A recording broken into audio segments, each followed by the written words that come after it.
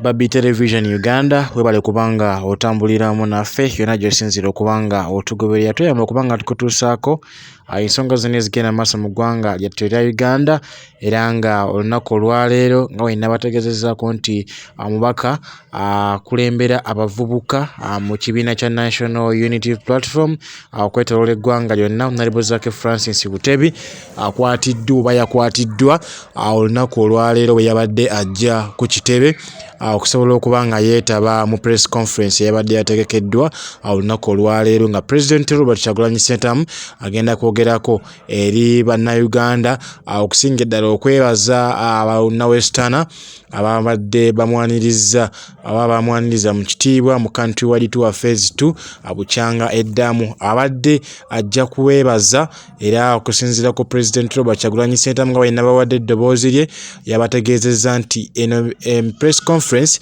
yabadde egendereddwamu nate okwebaza abawestana okusobola okuba nga bayaniriza President Robert Kyagulanyi Ssentamu mu maanyi naye gye byaggweredde nga ababaka bangi nnyo bakwatiddwa okuli ne Honorable Zaake Francis Butebi. Era olunaku olwaleero ne banne we bakwatiddwa baleeteddwa mu kkooti era ne babasalira omusango gw'okwegugunga oba okukola obwegugungo obutali mu mateeka. Kooti ebavunaana kukola bwegugungo obutali mu mateeka era bwe batyo batwaliddwa kwa limanda mpaka ng'ennaku z'omwezi kandabe olwokuna lugenda kubeera lwakumeka bagenda kuba nga bakomawo olunaku lwakuna olwa wiiki eno yennyini olwa Mande okwosa ennaku 3 mu maaso lwe bagenda okuba nga bakomezebwawo mu kkooti okusobola okuwera ennemba n'emisango. Ekisinga okwewuunyisa Zaake bamukwatidde ku mulyango oguyingira ku ofiisi y'ekitebe kya National Unity Platform naye ate okusinziira ku musango gwe bamuvunaana wabula simanyi oba ani musiru ku wonna naye nga kansoke nkwembeera ajolaba mu katambi awo yabaddewo nga Zaake Francis Butebi bamutikka mu mmotoka ye okumutwala ku CPS n'oluvannyuma ngenda kuba nga nkuwa eddoboozi lya Zaake Francis Butebi Museveni lye yatidde n'agamba nti akasajja kano mukakwate kubanga kayinza okuba kekali emabega w'okwekalakaasa oba okwekalakaasa okugenda okubanga akubaawo olunaku olw'enkya abavubuka kwe bategese. Kankuwa katambi kano oluvannyuma nja kuba nga nkomawo ateyongereyo.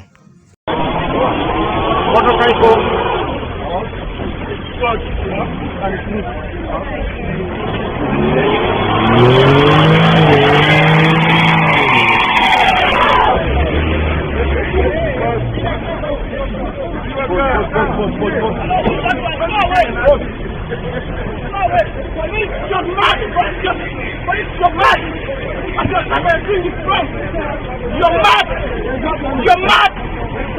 How can you block me from access to my office? What have I done? You're not everything as well, you're blocking us! You're not everything as well, you're blocking me! No! If you want to ask me out, you have to end up! You have to end up! You have to young people! You're blocking us! What you're doing is wrong! What is wrong? The way is here!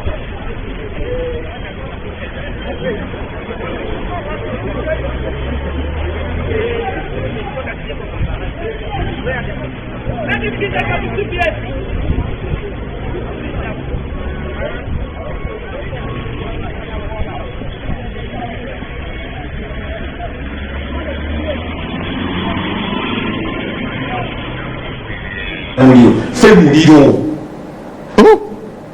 Femuliro njagala okuzzaako emabega jjajja nga yalabudde General Museveni y'omu ku baavaayo nga balaba ebitagenda bulungi obwali obulyake obubbi obuli bw'enguzi okutugumbula abantu ebyali mu gavumenti ezaavaako era ye yennyini yakuliramu n'agamba agenda alumbe mu mbeera yonna era yakwata mundu ne basajja be n'abantu babali abayitirivu n'afuna ssente mu bakyeruppe n'afuna ssente mu bazungu ye kennyini yabikola era najja ne wano wennyini nabba ebintu by'abajjajjaffe era ne bwe yamala okuba nga amaze okutugumbula abantu n'ayingira mu buyinza era nabba bajjajjaffe n'ababbako ssente mu mbeera ey'okubabuusa ne mu mbeera ey'ekyewuusa n'abajjako ssente era n'azezza obubbi bwe bwatandikirawo. Kati olwaleero tuli mu fayiti ya bubbi obwo bulyake. Abasinga baagala nnyo bita corruption naye buno obubbi this is thuggery kyekiriwo, era abantu baagala kumaakinga kugenda ku palamenti eyo kuba ennaku zino palamenti eri ku spotlight. Nga bwolaba ministries ezisinga, departments ezisinga, nga bwolaba institutions za government ezisinga bezirimu obubbi, ng'ate ababbi abo bennyininyini Mwami Museveni yabateekawo ng'ate basoose kukwatibwa mu kituli. Ye Mwami Museveni enkola ye yakozesa babbi akwate ababbi n'atamanya nti nababbi bagenda kukolagana babbe, ng'ate ye kennyininyininyini yessa ababbi kuba nkuzizzaako emabega yatandikira ddala obubbi era n'agenda n'akwata emiriro agenda atugumbula abantu asobola okuyingiza mu buyinza. So mu mbeera eyo njagala nkubuulire nti Mwami Museveni bw'aba alowooza nti ebintu byakola mu myaka gye nga muvubuka alowooza nti ffe tujja kukola nga ye bwe yakola. Nedda, ffe tetuli batugumbuzi, ffe tulinga nga ye, wabula ffe tugenda kukola ebintu ebyo ebiri mu mateeka ebitamenya mateeka. Era nze bwe nawulidde abavubuka nga bagamba bo tebalina komanda, tebalina liida, eyo ye new way. Kubanga omuntu omu yavaayoko n'agamba, yali mubaka n'agamba nti waliwo ekisawo kigenda okutuuka nga waliwo abantu nga tebaagala kumanya bibiina byabufuzi, tebaagala kumanya bakulembeze, tebaagala kumanya bannabyabufuzi, tebaagala kumanya kintu kyonna wabula okuleka kintu kimu nga baagala kulaba nga basitukiramu okulaba nga bakola ekyo ekituufu. Ndowooza kati guno gwe mulembe guno bagenda kuyimuka, oba onooleeta tiyaggaasi, oba onootugumula abantu nga bwe wakola ng'oyingira okulaba ng'otandika enfuga bbiri no lyotukozeeko. Abantu bagenda kuvaayo nga tebatya bakole kye basobola okukola ng'ate tebalina kintu kya muntu kye boonoonye nga ye bwayogera nti simanya bagala kulinnya mu bintu by'abantu. Nze njagala nkubuli ebino ebintu bibaddewo si Kenya yokka, ensi za Afrika nnyingi bibaddewo. Naye bwe tubanga ffe ng'abakulembeze tulowooza nti ffe tugenda kuba tukola ebintu ebikyamu ng'abantu batunudde butunuzi, tekijja kubaawo. Gwe alina okulaba nga okola ku buli bw'enguzi ate ye gwabukuliddemu gwe ng'omuntu. Olwaleero weefula asiba abaminisita gwe yavayo n'asiba minisita w'omu Mwami Lugoloobi ne Nandutu n'abaana bangi nnyo. Mu nsi endala bugobebwa baggibwawo. Omuntu bw'obanga tusobola kubanga oli minisita n'osiba obanga oli mbaka palamenti n'ogamba nti no omuntu ali kubulibwa nguzi bubbi. Honorable, mwe mukola amateeka presumption of innocence until proven guilty. No, zino ensonga abantu abamu bakwatiddwa emirundi egiwera nga birabibwako n'ayonka nga buli kimu kiri kiriya bulungi nnyo. Examples ojja ziraba Gerald Nsali bakwatibwako dda mu bulyake, ye kenyini naddamu n'ababyappointinga bakalemera. Kati sawa yayo bwagamba nti no kati yakulyamu simanya ati kati akakiiko akanoonyereza agenda okunoonyereza ku buli bw'enguzi nga kaliva mu State House, naye yakwatibwako dda mu bulyake kati yabikuliramu. Kiba kitegeeza nti ye ajongera bwongezi kulaba nga alanga catalyst mu buli bw'enguzi ne mu bubbi. Abagenda okwekalakaasa obamanyiiko? Nkugambe bo bavuddeyo gwe kenyini gwakiŋŋambye nti tebaagala kumanya mu biina byabufuzi, tebalina komanda. Nga bw'obawulira nange bwe mbawulira. Owulira bawulire yabwe nze njiwagira. Era wemunule banagamba nga kyetaagisa nange nja kuyimukira mu kuba waliwo ebintu ebimu nga beetaaga kulumba. Mwami Museveni yavudde naga ati bamakinge bagende babikolere bwe kimu mu kuteesa. Tebakyali kuteesa kukola kubanga negye tuteesa mu palamenti obubbi naye obulaba gye buli.